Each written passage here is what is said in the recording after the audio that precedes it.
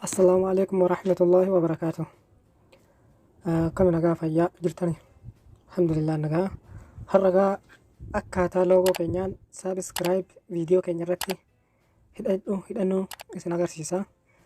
Tokkoffaa pikselaap kana isin barbaachisaa jechuudha. Aappii asii kana isin barbaachisaa jechuudha.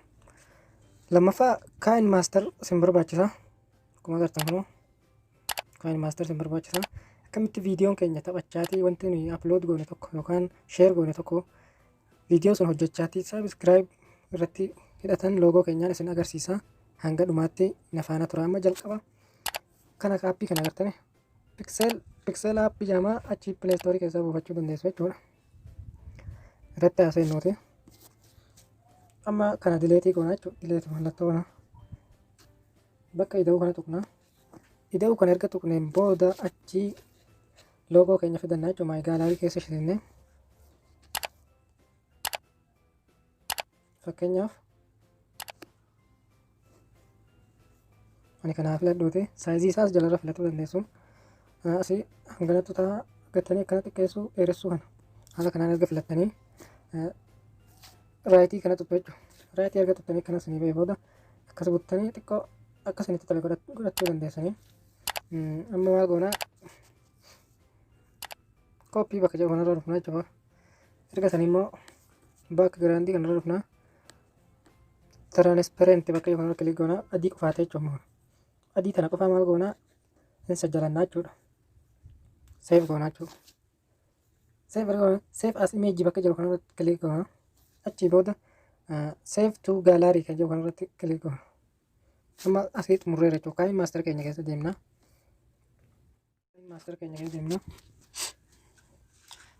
Kan walakkaa kana tuqxu jechuudha. Amma fakkeenyaaf kan walakkaa kanarratti kilik gootu. Achii booda saayizii 16.9 kanarratti kilik goonaa. Achii booda maal goonuu miidiyaa keessa deemna jechuudha. Miidiyaa bakka erga sanii baakgiraandii kana filanna jechuudha. Baakgiraandii immoo dirqama gurraacha ta'uu qaba. Gurraachaan erga kilik goonee asii akkas xiqqoo hin bunnaa. Erga sanii raayitii goonaa jechuudha. Laayar bakka jiru kana tuqnaa jechuudha. Amma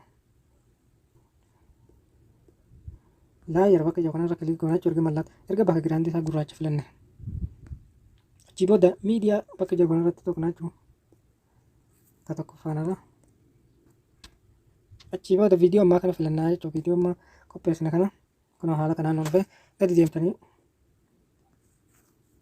kirooppingi bakka jiru kanarratti erga kilik gootanii saayizii isaa gadi xiqqeessitu jechuudha. Kun akka gargarii buggaa buttan san jalaa dabalte xiqqoo akkas buttu raayitii gootu akkasanitti erga kana buttaniin booda kanatti kaawwattu jechuudha. Raayitii erga gootanii asii kirooppii keessa hintanii kana asii xiqqeessuu hin dandeessu jechuudha. Hanga asii kanatti hanga adii kana asiillee akkas sirreeffachuu dandeessu jechuudha.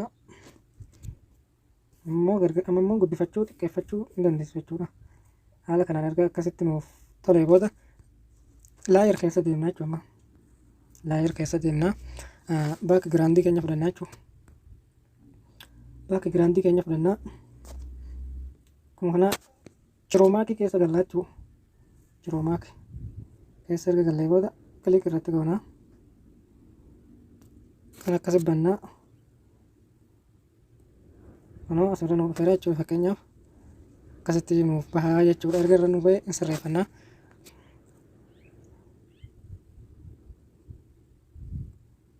Saayizii isaa erga xiqqeessattanii jettanii booda akkasitti guddifachuu hin dandeessu jechuudha. Haala kanaan bareeffachuu dandeessu jechuudha. Erga akkanatti gooneen booda akkanatti gaamma wal qixxeeffachuudhaaf kaat goonaa. Maqasii kanatti asii maqasii gara harka mirgaa irratti kuni gara harka mirgaa kana gara harka bitaa irraa kutuudha. Kun immoo gara harka mirgaa irraa achi kutuudha. Kun immoo walakkaatti kutuudha. Amma gaa'is olii kana filanna jechuudha.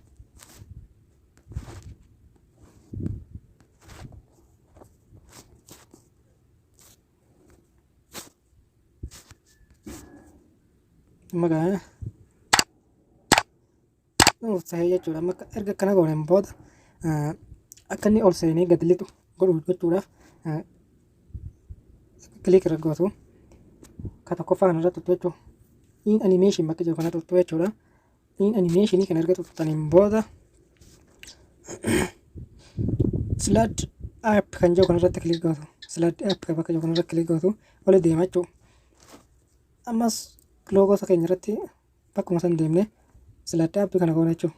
Akkuma kana amma fakkeenyaaf mee irra dhoofnee haa ilaallu. Xiqqoo wal jala hafaa in sirreeffannaa jechuudha.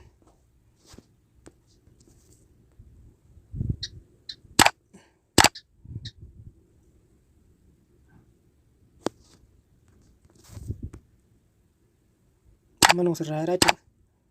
Akka kana akka immoo gadi lixu gochuudhaaf kilik irra goona. Ka gadii kanarratti tuqnaa jechuudha. Out animation bakka jiru kanarratti tuqnaa. Lachuun asuma irratti tuqnaa jechuudha. Amma gisee kan olii irratti tuqnee. Amma immoo Slaad down bakka jiru kanarratti kilik goona jechuudha. Kun akkuma agartan gad deemaa jira. Raayitii goona. Loogoota keenya irrattis akkas godhannee bakkuma san tuqnee Slaad down bakka jiru kana tuqnaa jechuudha. Erga haala kanaan godhan booda nama ilaalluuti akkasanitti akka kanatti nufaa jechuudha. Xiqqaa wal jala hafaa in sirreeffatu jechuun hundaafuu.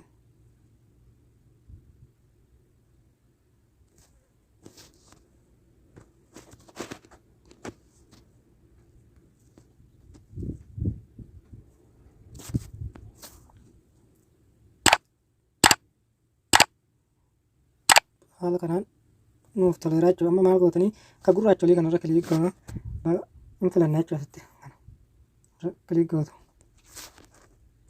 Irra kilik goonee in filannaa jechuudha. Giriin kana giriin iskiriinii kana filannaa jechuudha. Haala kanatti amma erga nuuf bahe booda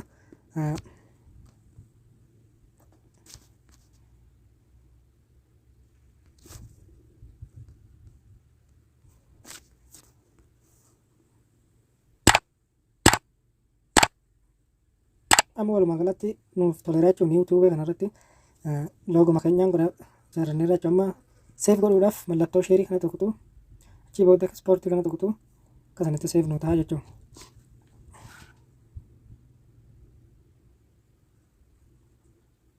Amma seef ta'eera jechuudha. Amma kana dileetii goonaa kana keessaa baanee akka kana itti seennaa jechuudha. Karama gisee erga seennee fakkeenyaaf viidiyoo kana irratti hidhuu barbaanne tokko nu fidannaa.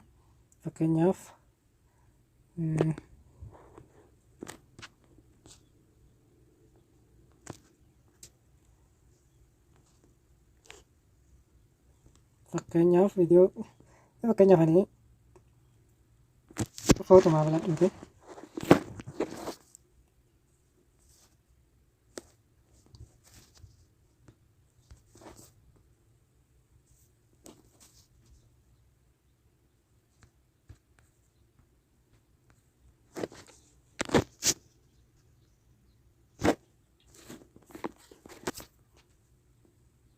Amma gaa laayir bakka jiru kana tuqnee miidiyaa keessa deemnee viidiyoo sajjalannee san fudhannaa jechuudha. Erga kanattis nuuf bahe booda shiroo maakii keessa deemnaa akkasanitti jijjiirraa jechuudha.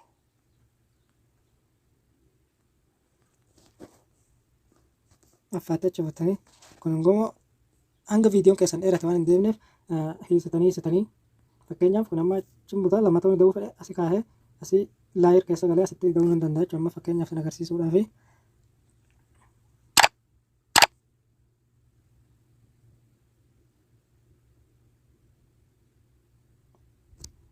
sirreeffanna jechuudha.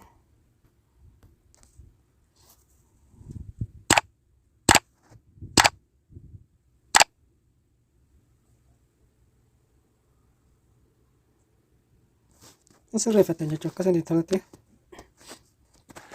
irratti kilik gootu xiqqeessuu barbaaddan akkasitti fakkeenyaaf kun akka viidiyootti filadheetanii viidiyoo miti akkas godhattu jechuudha. Qophii keenya irraa asumarratti xumurama.